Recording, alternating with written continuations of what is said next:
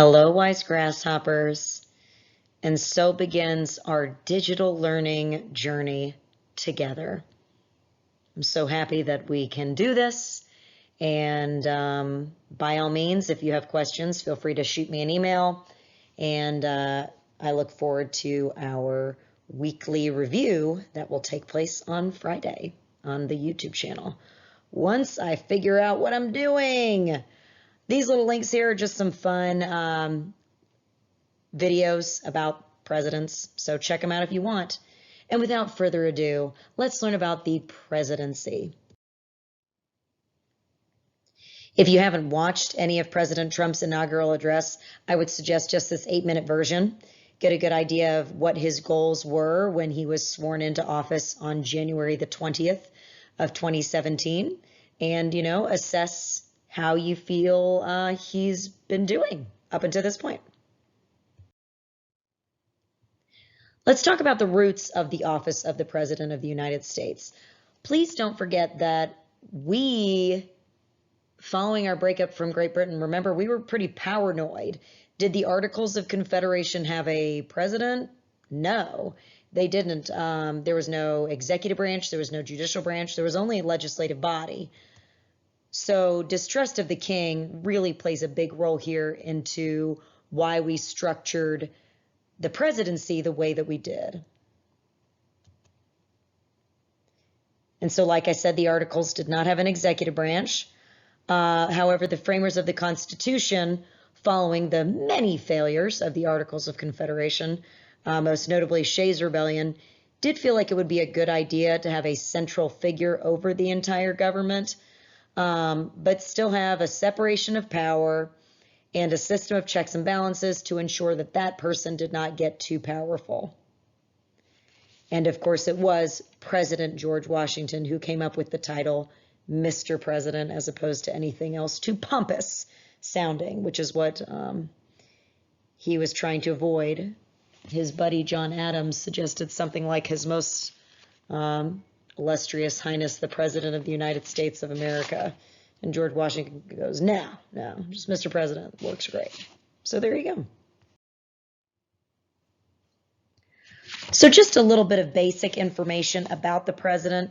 You guys all know that the president is selected by the Electoral College. No direct popular vote for the president in our nation. We've had Electoral College since the beginning. And hopefully you could go ahead and answer why that's necessary on your own without simply looking at this PowerPoint. But, there were small states that were a little concerned that they would not have any sort of effect in this new government, where large states would have more of a say. Also, the framers didn't really trust the American people.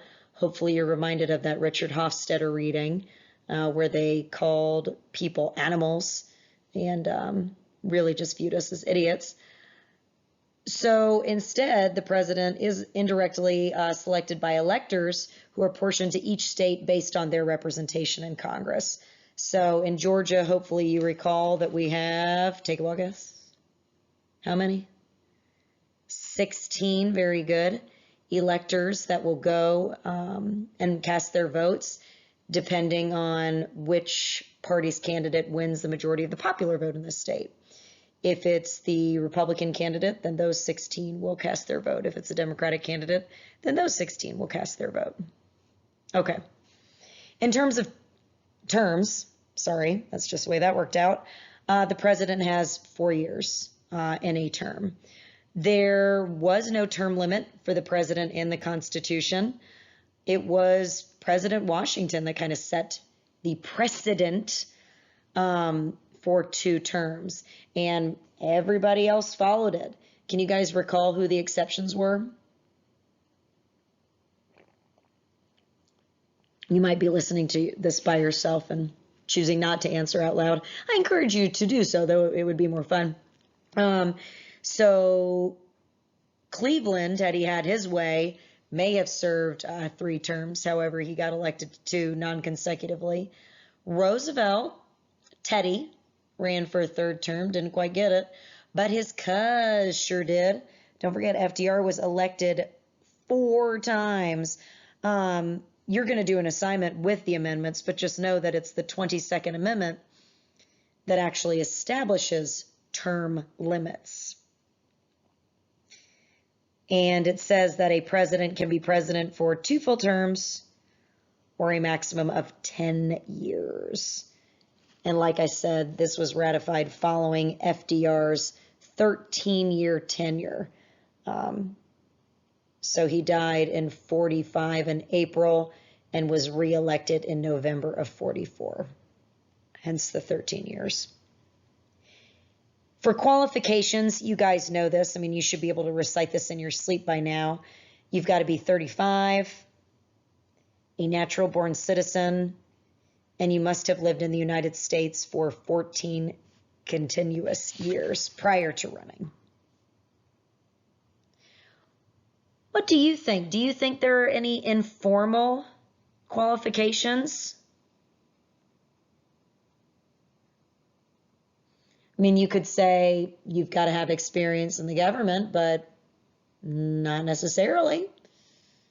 You could say that, I mean, you could say that you have to be a Christian, because let's be honest, that's what's happened with all of our presidents to this point, but of course that would be unconstitutional, so that's not going to happen.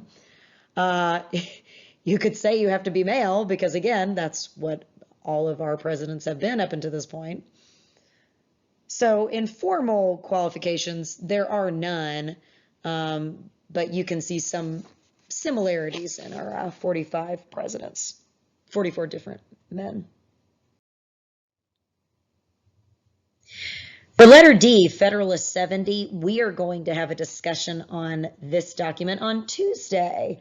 We're going to attempt YouTube Live, so get excited about that. I'm going to go ahead and skip this slide because, like I said, we're going to talk about it quite a bit. Pay and benefits, not too shabby. So the president makes $400,000 a year annually, and that's a pretty big bump. They made $200,000 before this, and in 2001 they got that pretty hefty raise, so that's lovely. That is taxable, by the way. They also get a $50,000 annual expense count, also taxable. But what is not taxable is this $100,000 travel account and $19,000 for entertainment. Not every president has accepted this pay. This is quite a pay cut for President Trump, for example, and has been for many other presidents before. There's a lot more expenses that go into it, just FYI. I've included a cool article for you to check out on the next slide. Any other benefits? Yeah. I don't know if any of you have ever flown on a private plane. I have not. Or a helicopter. I have not. But yet Marine One and Air Force One are both fabulous private planes and helicopters for the president. Really nice vacation home, Camp David. Access to very good chefs. Even though they pay for groceries, they don't pay for the chefs. So I think I would be down for buying the groceries and then having somebody else cook it for me all the time. I mean, I guess technically that is what my husband does. But I would enjoy a pastry chef. That sounds kind of nice. A lot of other benefits, y'all. There's a bowling alley in the White House, movie theater, tennis courts, swimming pool, basketball court, all sorts of things. Retirement plans, they do pretty well. About $200,000 a year. Also, they have Secret Service with them until they die. For some of you, that would be a perk. For some of you, not so much. And if there is a widow that survives their husband, they also get $20,000 a year. So Nancy Reagan was eligible for that for a while. So I just thought you might find this funny because I used to tell my students that the president doesn't pay for groceries, but Chris Pryor, shout out Chris Pryor, enlightened me and told me that that is not true. So if you want to check out this article on the Business Insider about financial perks for being president of the United States, it's worth a good read. It talks about all sorts of things that they do still have to pay for, but other things that they do not. For example, they don't get to have clothing donated to them by celebrities, so like Ralph Lauren or Dolce & Gabbana, they can't give the president and the first lady free clothes. They have to immediately donate it to the National Archives. But you can keep all of your stuff you get at TJ Maxx. So that's nice. Okay, the big stuff. Let's talk presidential powers. Just like you needed to know these for Congress, you must know these for the executive branch. So you know that they're found in Article 2. There are formal powers and there are informal powers. In other words, there are expressed powers or enumerated powers, and then there are those that are not really spelled out exactly. Interestingly enough, you know that Congress gets their implied powers from the implied power clause, the necessary and proper clause. The first line in Article 2 includes the executive power clause that actually gives the president quite a bit of power. And to be honest, it's whatever power will help them carry out their other powers. So in a sense, it gives the president their very own implied powers. This just shows you all the various roles of the president, all the powers. Pardoning power, we'll talk about it. Legislative power really kicked into high gear after FDR. Treaty making power, chief executive or law enforcer, or, you know, they can choose to not enforce the law, like we've talked about. The veto power, the appointment power, commander-in-chief, chief diplomat, pardoning power. I mean, lots of roles, lots of things that the president can do. Let's start with chief executive. So role 1 is to act as chief executive, which means that as president, they are the head of the executive branch, and they are looked to carry out the laws of the nation. The Constitution is kind of vague about how one individual will do that. So really what happens is that the president oversees a vast bureaucracy. Go ahead and take a second, make sure you spell it right. I'm going to take a sip of my Sprite.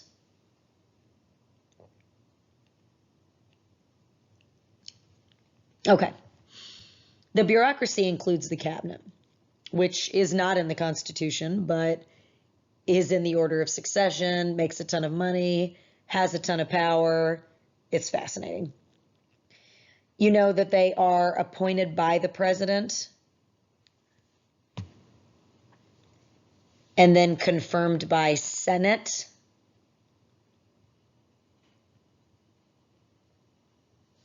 And all that's needed to do that is just a simple majority vote, okay? Just a majority vote.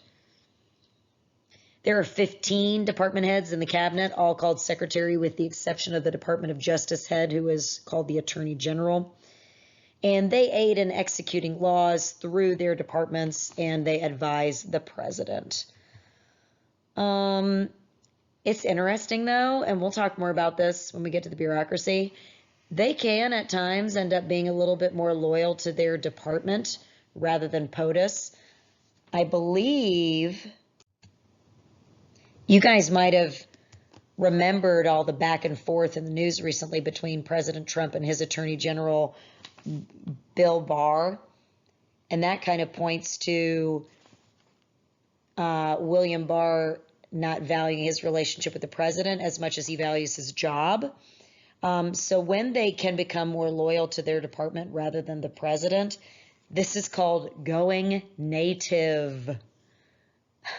It's an interesting thing. Imagine they run away from the president towards their department, wherever it is.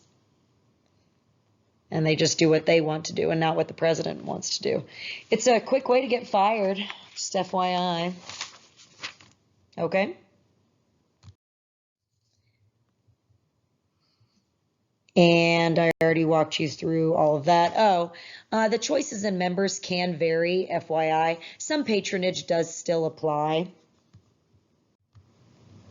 For example, in the 2016 Republican primary, when the field was so saturated, there were so many candidates, Ben Carson, when he dropped out, he endorsed Trump, and lo and behold, Ben Carson is now the Secretary of Housing and Urban Development, which is a position in the cabinet. And I do imagine that's a patronage reward there for Ben Carson. Obviously, the choices in who they want for their cabinet officials can vary. They can have connections to private business or interest groups. The diversity of the cabinet can mirror the American people, but not always.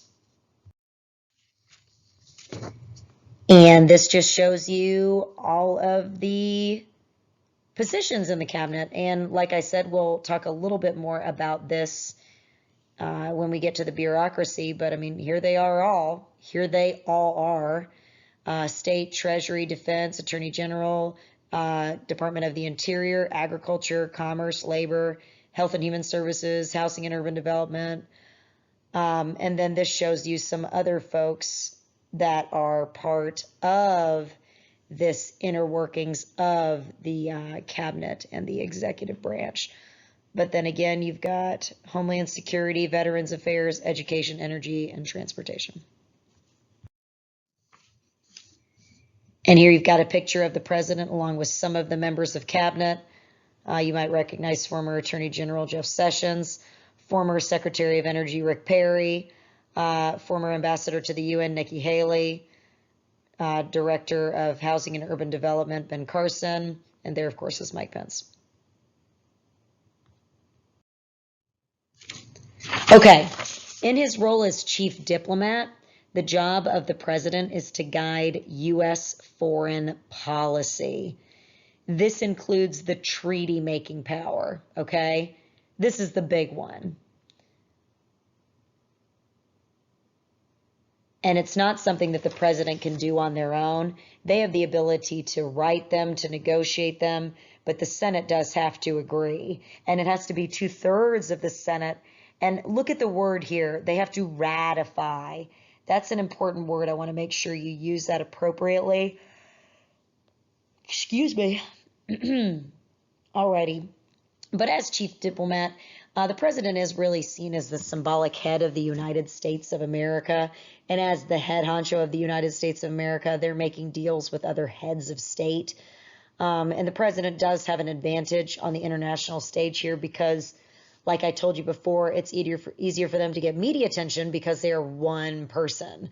So that's another reason why he's easy to keep up with and is seen to have this much power in this area of foreign policy. There you've got President Trump with former British Prime Minister Theresa May when she came and visited Washington, D.C. Notice you've got two pretty different stances there. One's a bit more formal than the other one. And of course, that just lets you, I mean, you can come to your own opinion about that. Why is one photo informal, the other not? What does that indicate about the president's roles? As chief legislator, the president really has seen this expand over time, really. And I've got FDR in parentheses there, and I would write it out to the side on your paper. FDR really saw to extend the president's involvement in making legislation, laws. I mean, you guys know about what he did with the New Deal. So we see this a few ways in our modern times. Through the State of the Union is a pretty obvious one. And that's, of course, the annual speech that the president gives to Congress, updating Congress on the state of national affairs. Of course, we also feel like he's updating the American public when he gives his State of the Union, which he is. Alrighty, let's see here.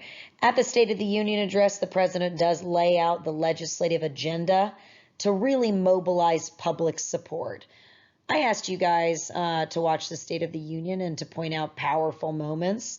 And I think it's very clear that President Trump was able to really generate some public support and get that mobilized following that State of the Union. A lot of you said that it had some really powerful moments for you. Under the legislative or role of the chief legislator, we also find the veto. Now, this is the formal rejection by the president of a bill formally. And 2/3 of Congress needs to vote to override it. 2/3 to have an override by Congress. That's real tough. Fewer than 3% of vetoes are overridden. I know you're going to wonder this. So since in office, President Trump has vetoed, you want to guess before I tell you? He's vetoed six bills. And since 1789, there have been 2,580 presidential vetoes. For this century, George W. Bush vetoed 12, and Congress overrode 4 of them. And most of those overrides occurred during the final 2 years of Bush's presidency. President Obama vetoed 12 bills. 1 was overridden, and that was when Congress overrode his veto of the Justice Against Sponsors of Terrorism Act, because they felt the legislation narrowed the scope of the legal doctrine of foreign sovereign immunity. So just an FYI, none of Trump's 6 vetoes have been overridden. If the president doesn't want to use just the regular veto, he does have the power to use this pocket veto, but that is more of an informal veto, because he's not publicly saying no. Basically, he's just ignoring it. He's choosing not to sign a bill within 10 days for when Congress has adjourned at the end of their session. Or they're within 10 days of dipping out. That's a way the president can use the pocket veto without being super duper public about it.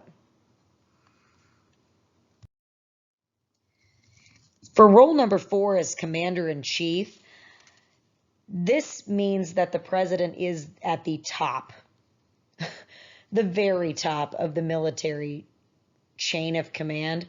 But it's interesting because he is a civilian. And I mean, I know you can probably think of some presidents in the past with military backgrounds. It might surprise you. There's a higher number than you would think. But I'm guessing most of you think of, Washington. Maybe some of you guys think of Zachary Taylor, Ulysses S. Grant, Eisenhower. But the framers did not put that in as a qualification.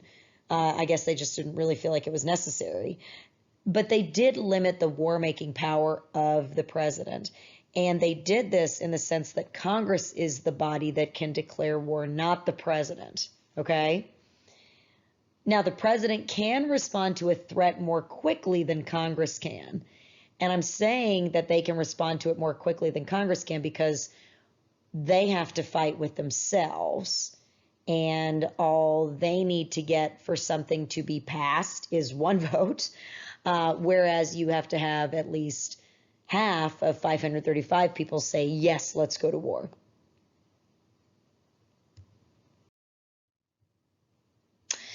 Speaking of making those decisions, have you heard of the football? So what this gentleman is carrying is what some people think opens up to like this big red button that the president can push to launch a nuclear weapon, which is not what you're seeing there. It doesn't actually have that.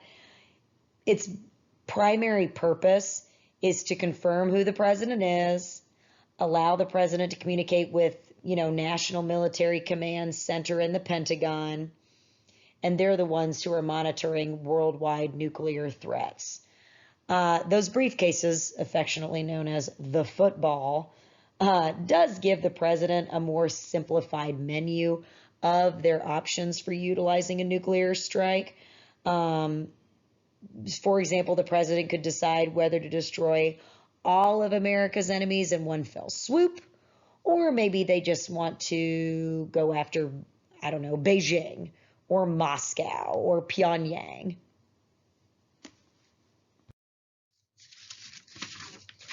Now, these are always fun, presidential pardons. This means that the president has the authority to release individuals who are convicted of a crime from legal consequences, and they can essentially set aside their punishment. And y'all, I mean, it can be a get out of jail card. They can reduce sentences, they can lower fines, and they can do all of this for any crime. It could be stealing a television, a DUI, murdering someone, or committing treason. The only thing they can't pardon is impeachment. So there you go. So Trump is stuck with it, just like Clinton is stuck with it, just like Andrew Johnson was stuck with it. Usually this happens in the final days and weeks in office. Do you guys happen to recall what that time period is called? When they're not up for re-election or else are just not re-elected and they're just waiting for the term to end in between elections and when the new person comes in. It's the lame duck period. That's usually when this happens.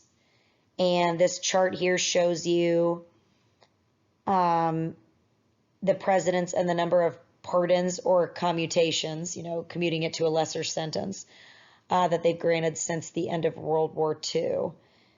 And it looks like Harry Truman did a bunch, huh? But who's next? Yep, it's Obama. LBJ is not too far behind, and neither is Nixon. And I've got a full list of Obama's pardons and Trump's pardons so far if you'd like to check those out. Then we've got this thing called unilateral presidential action. Unilateral, just think it's just the president, okay? Just the president is involved here. So there's a few of them, okay? A few examples of unilateral presidential action. The first is the executive privilege. This just means that POTUSs feel as though they could keep certain conversations or records or transcripts confidential from outside scrutiny. Scrutiny means to look at, like to take a real careful look at. And especially from Congress. I imagine you heard a lot of folks citing executive privilege that they didn't have to testify in the impeachment hearings. The SCOTUS case that I would write down here if I were you is U.S. versus Nixon. And if you just want to write in parentheses Watergate tapes, you can. But don't forget,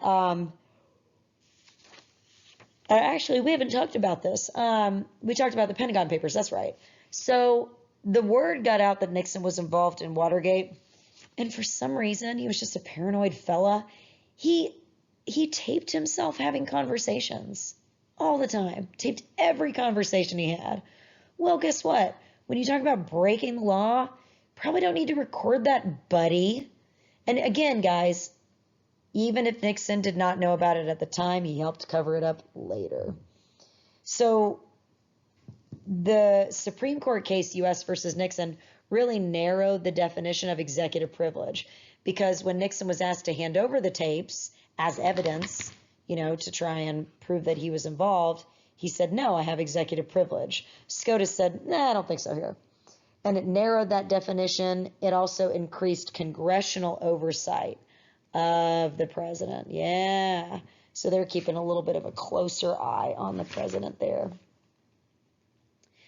Next up is executive agreements. And these are an agreement between a president and another head of nation that does not have the same durability as a treaty. So it's just like a handshake deal. It's nothing formal.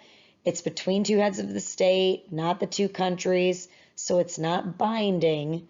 But as long as those two are in power and still like each other, they can figure out ways to make it happen, even though it didn't have to go through Congress.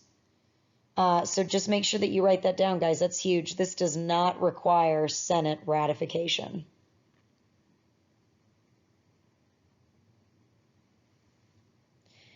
And the last thing I would write is that it's not permanent, as it is just between two heads of state and not the countries, not their legislative body that represents them.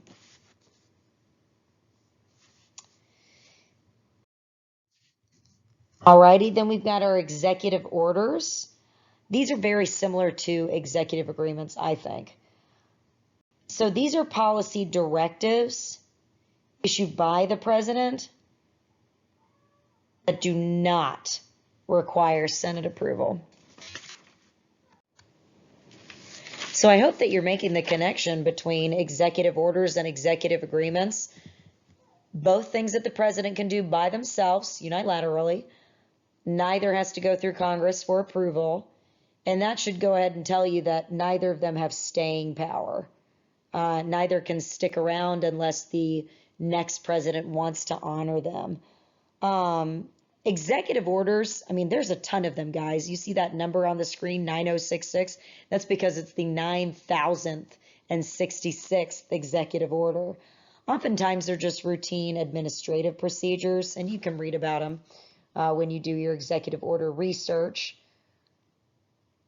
But a good example you could write in that box there if you would like is Executive Order 9066, which established Japanese internment camps. Now, SCOTUS can block these. SCOTUS can uphold some parts and not other parts. But of course, that just happens on a case-by-case basis. The other thing that I don't have a space for you here on your note-taking guide is the signing statement. And I feel like we already talked about that enough as it was. So I'm going to skip it. And there's just one of the many links you can go to read about President Trump and his executive orders.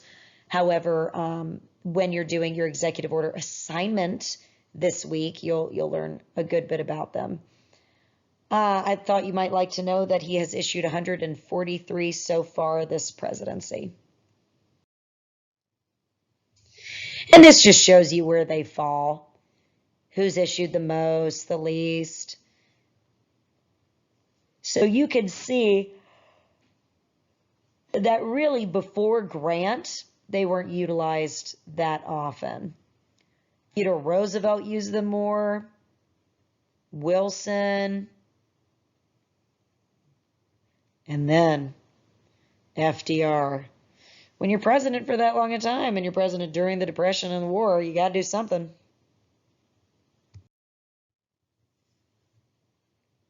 So this is part of the assignment you're going to do. I'm going to skip it. Okay. Next up is, oh, whoopsies. Did you guys get signing statement? Did you? Sorry. If you did not flip the page and get the information on signing statement, I'll run through it really quickly for you. Signing statements are written comments issued by the president while signing a bill into a law that usually consist of political statements or reasons for signing the bill, but may also include the POTUS's interpretation of the law itself.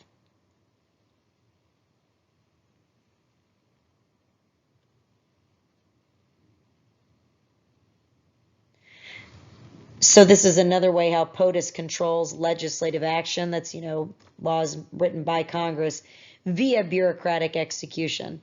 Is his part of the bureaucracy going to follow them very closely or give them a little bit more legroom? Okay. All right, so here we've just got a nice little review. Presidential powers, submitting the annual budget. We'll talk about that on Wednesday. Appointing and seeking the advice of cabinet departments, And then look at the Congress side. For executing the nation's laws, you've got investigate or impeach a president if they're doing a bad job. For submitting the annual federal budget on the president's side, you have pass the budget on Congress's side. Acting as commander-in-chief of the armed forces, declaring war and funding the armed forces. Delivering pardons, okay, you can do that, but Congress is the one who is impeaching folks who have been pardoned, but neither the legislature nor the judiciary may override a pardon. And then we've got the War Powers Act, a little bit more of unilateral presidential action. This was enacted during Nixon's administration.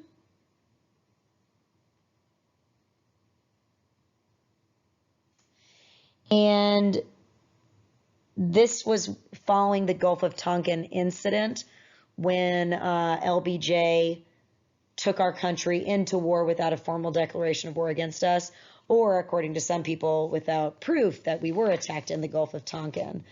But regardless, this is Congress trying to take their power back. So here's what it said. Troops will acquire congressional approval between 60 to 90 days if they're going abroad.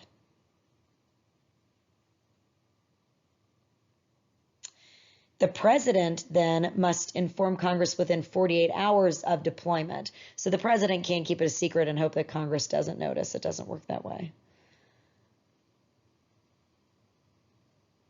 This was an example of Congress attempting to reassert its own authority and control over national security. They felt they had given up too much power and they wanted some back. Not surprisingly, Nixon did veto it. Also, not surprisingly, Congress overrode that veto. Yes, they did. And today, presidents largely do ignore it. And I know you're probably going, but how, but how? You know, if something else is going on, it just kind of gets lost in the shuffle. Here's a couple political cartoons for you. This says, imagine Congress trying to curb my right to conduct unconstitutional wars? Why, that's unconstitutional. And there you've got President Obama, who used the military in Libya when we were having problems there, and Congress is just suggesting, hey, no, that brick wall, that should probably come down.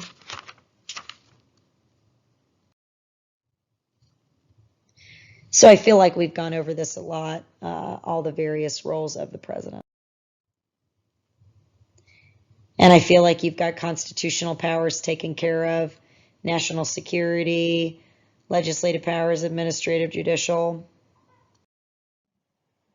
After all of that information and looking at the power of the president, after looking at his role as chief executive and trying to influence law, his role as chief diplomat in making treaties and acting as a symbolic head of the United States, his role as commander-in-chief in terms of what war powers he does have, even though Congress can declare war.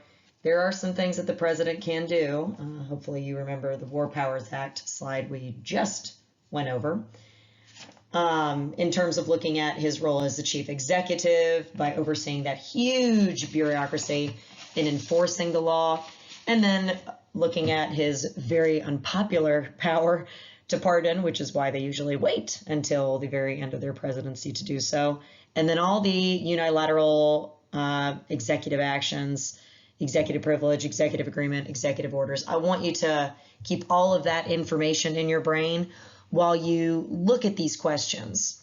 So the first is, why is it often difficult for Congress to check the power of the president despite the formal checks provided in the Constitution?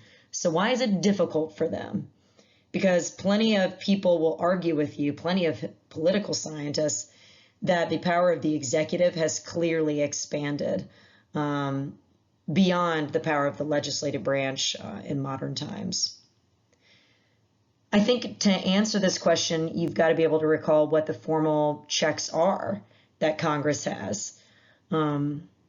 Impeachment and removal is one. The power to override the veto is another. For the Senate, it's that advice and consent role. So then why does Congress have a difficult time checking the power of the president?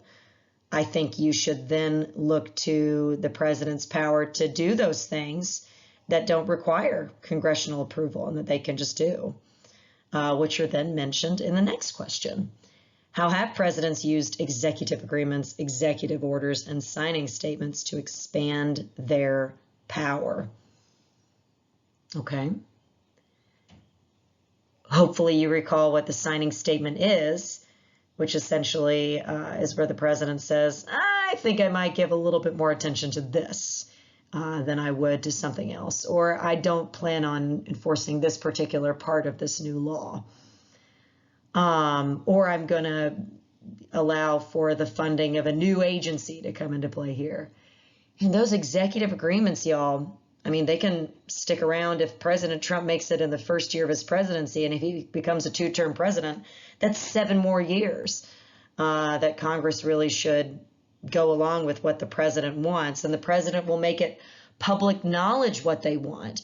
So even if then they do require funds from Congress, and they're asking Congress to appropriate the money, in other words, to hand over that money through Congress's power of the purse, I mean, they're going to feel like they must do that based on the media's coverage of that event.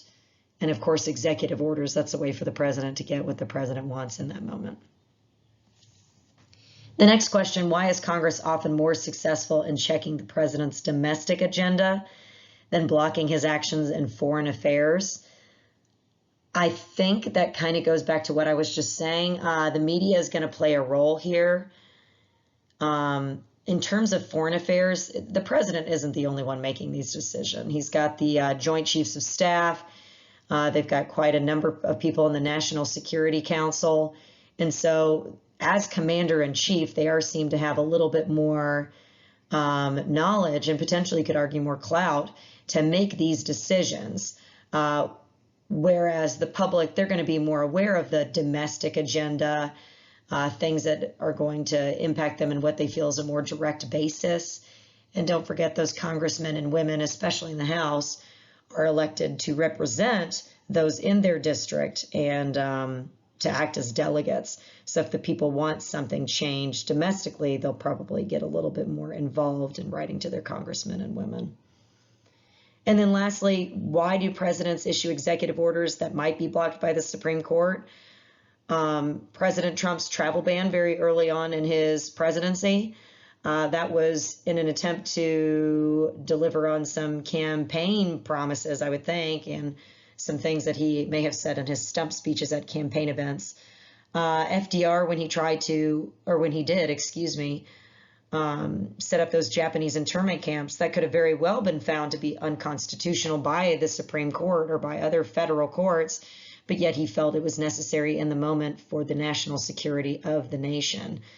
So, you know, they have the power to do it, and they just want to see if maybe they can make it happen. Okay, people, if you want to pause this, take a quick picture with your phone and practice it, by all means.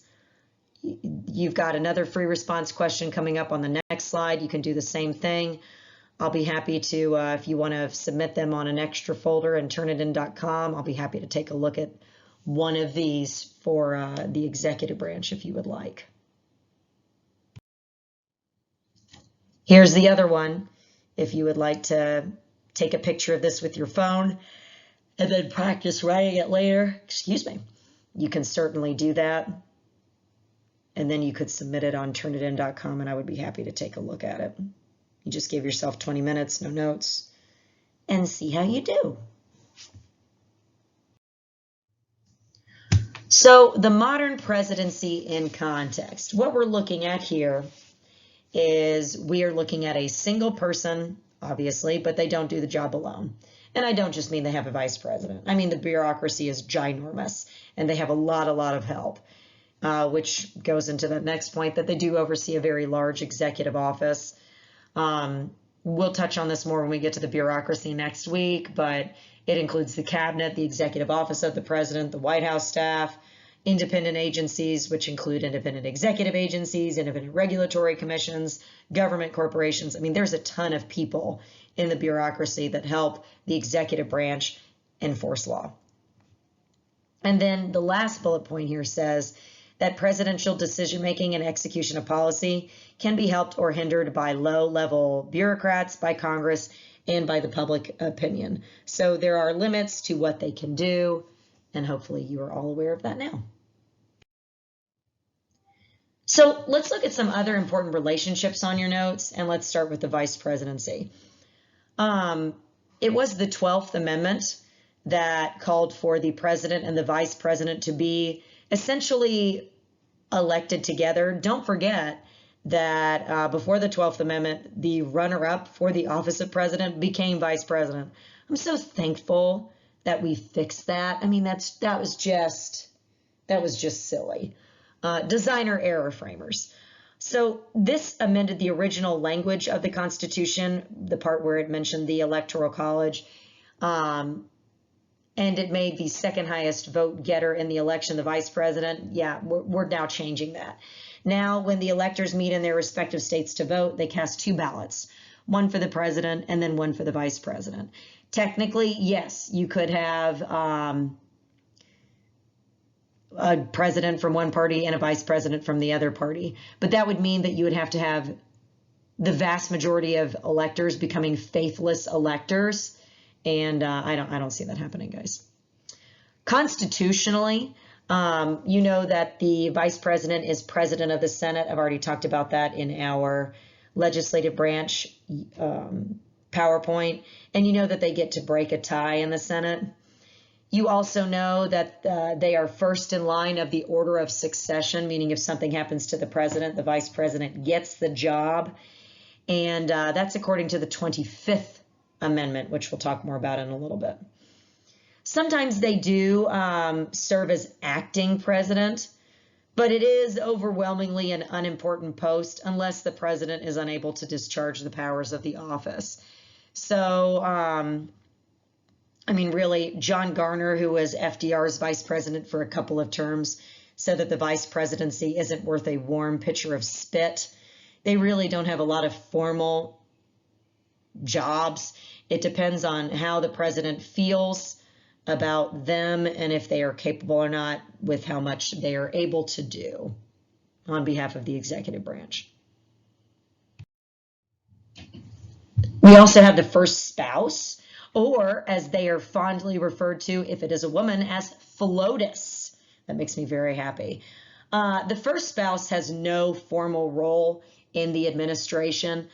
They do serve as a link between the people and the president, and they've been doing that really ever since Eleanor Roosevelt, FDR's wife, really got out there, got in the public, and acted as an extension, of her president. Of her husband, sorry. Modern spouses have initiatives or programs that they do promote. Nancy Reagan had the Just Say No campaign. Betty Ford talked about alcohol abuse. Michelle Obama, I know you guys remember her. And I know that some of you guys are at home inwardly groaning, or maybe it's outward, thinking about your old vending machines and what used to be in them and things that you could buy in the lunchroom. But her campaign was "Let's move" to fight childhood obesity, and that we did see that change the menus in our schools and things that you could purchase.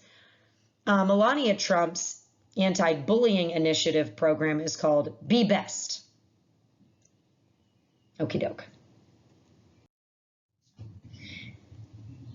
When you look at the president's relationship with Congress, there's a very important word that needs to go in that blank there, and it's partisan. Because, guys, ever since the 1980s or so, in this modern era, we have had an era of divided government. And hopefully you recall what that means. I'm going to let you say it out loud to yourself for a second.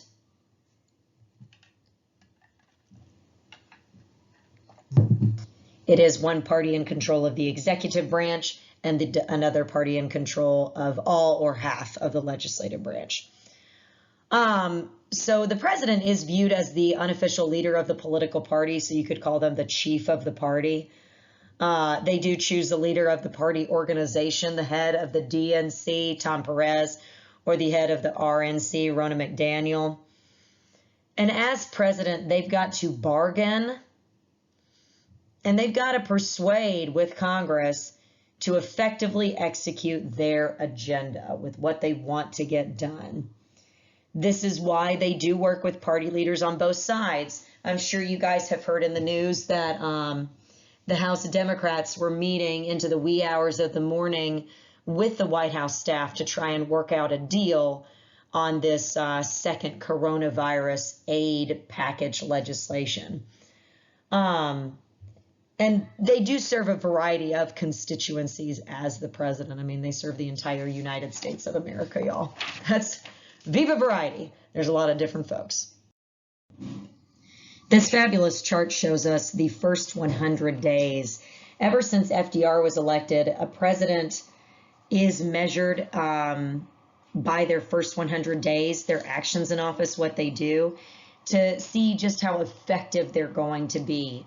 What sort of major legislation was passed? Are there a bunch of executive orders issued? And, you know, that's up to you guys to decide if you think that's a good thing. Usually at the very beginning of a person's presidency, they're very popular. And so if public opinion is any indicator of how much sway the president has with Congress to get stuff done, then that's certainly going to impact what they're doing. But this right here shows you President Trump compared with President Obama, President Bush, and President Clinton with how much they got done in their first 100 days. So in terms, hang on, baby, in terms of numbers of laws signed, you can see who's leading the pack. Say Trump. Mom. President Trump is. And in terms of number of pages and number of words, do you guys know what that is? That's the Affordable Care Act. So that's why it's so hefty, hefty, hefty.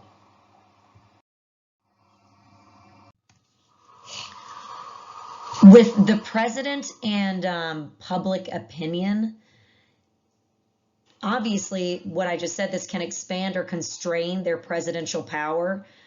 In the lame duck period, the president is perceived as having absolutely no power, so they usually can't get a lot of stuff done in that couple of months on their way out, which is why they sign a lot of pardons. Or maybe they'll issue some executive orders, but they do realize that chances are the next president is not going to keep what they put into place. So it can expand or constrain their power. So the president does have this tactic or a strategy that he can use called going public. This is where the president promotes himself and his policies in Washington by appealing directly to the people for support, hence going public. In doing this, he can mobilize other branches to support his agenda. And at times, he could also use something called the bully pulpit. And I mean, it's what it sounds like. You're standing at some sort of lectern, and you're essentially appealing to the public to pressure other branches of government to support your own policies. So you're basically, maybe let's say you're calling people names, people who are running against you, or, you know, members of Congress, like Crazy Chuck for Chuck Schumer. This would be President Trump calling him that in a tweet or at a press event in an attempt to pressure the Republicans in the Senate to support something that President Trump wants. So going public, you promote yourself and your policies in Washington by appealing directly to the people for support. President Trump does this all the time. He still holds rallies and did even when it wasn't a midterm election happening or an election coming up. And the bully pulpit, he 100% uses the bully pulpit in Twitter or in press events. But as a single figure, they do dominate the airwaves. You know this. They have a much more competitive advantage over the other branches. No. Americans do evaluate the president's performance through approval ratings. And we talked about these in Unit 2, so this is nothing new. You know that pollsters like Pew Research or Gallup do take the national pulse on America's view of how well their presidents are doing. The higher a president's approval rating, then they're going to be more powerful in their persuasion, and they're going to be able to get a lot more done. And not surprisingly, on average, the president's approval ratings are usually the strongest in the honeymoon period. I love this term. And that's when they're first elected.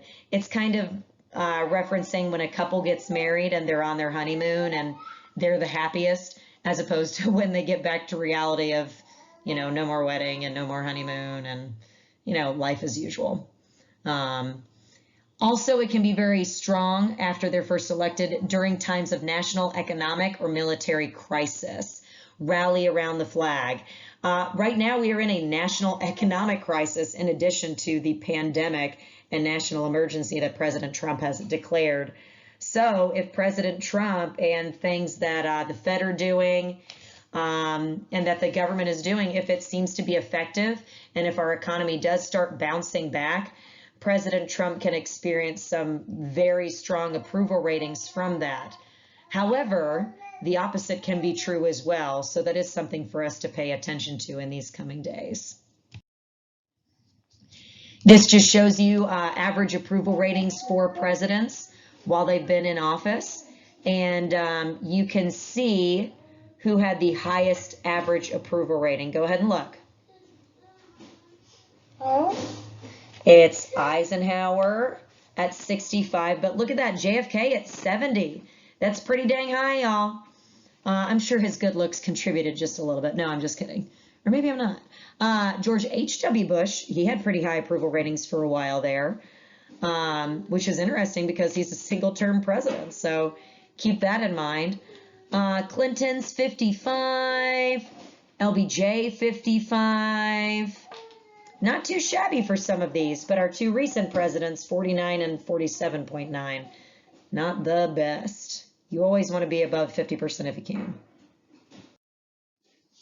Mom. And this just shows where they were highest and when they were lowest. Truman, obviously the highest at the atomic bomb.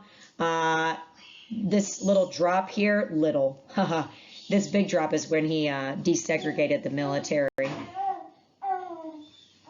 And I'll just leave this up so you can look at this for a little bit more. Looking at the two-term presidents, you can see that there's really kind of went up and down a fair amount. Okay, so just some things for you to think about. Should presidents use public approval ratings in making difficult policy decisions? I'm sure a number of you are at home saying, yes, of course they should. We're their constituents too, and you might be right. Or should they not bend to the whim of the public and do what's right for the American people, which isn't always what the American people want? And then the next question, do presidents have an obligation to make difficult decisions even when the public doesn't support those decisions? I mean, I think you guys can answer that on your own. Mom. Hang on, baby. Willow, say hi to everybody. Say hi. Hi. Okay. Here's yet another practice-free response for you guys, showing you presidential approval ratings at or near 6 months. So if you want to take a picture of this one, and like I said, do a practice one, I will create a folder on Turnitin.com today by hopefully, I don't know, noon.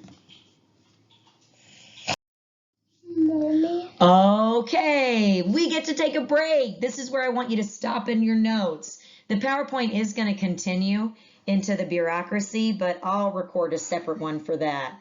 Okie dokie, folks. Hopefully you got that done. That was just under an hour. Maybe you set yourself a little reward out to the side like the person in the picture to the right did. Well, go take it. You've earned it. And I will see you on Tuesday.